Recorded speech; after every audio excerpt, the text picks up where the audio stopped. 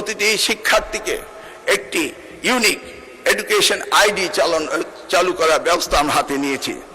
এই বিষয়ে আমি মাননীয় প্রধানমন্ত্রীর দৃষ্টি আকর্ষণ করে বলতে চাই যে উন্নত বিশ্বে যেইভাবে সোশ্যাল সিকিউরিটি নাম্বার রয়েছে, জন্মের পর থেকে নিবন্ধন হয়, এই নিবন্ধনটি যদি করা হতো তাহলে 18 বছর উপরে যারা ভোটার আইডি এবং ব্যবসা বাণিজ্যের জন্য যে ন্যাশনাল আইডি ব্যবহার করে সেটি যদি জন্ম থেকেই শুরু হতো তাহলে আমাদের স্কুল সিস্টেমে এই নতুন আইডিটি চালু করার কোনো প্রয়োজন হতো না।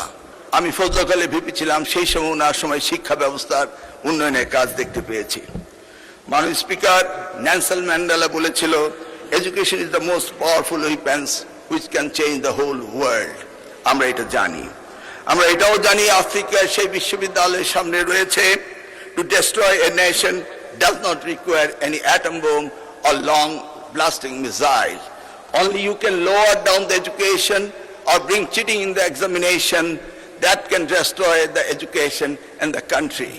So আমরা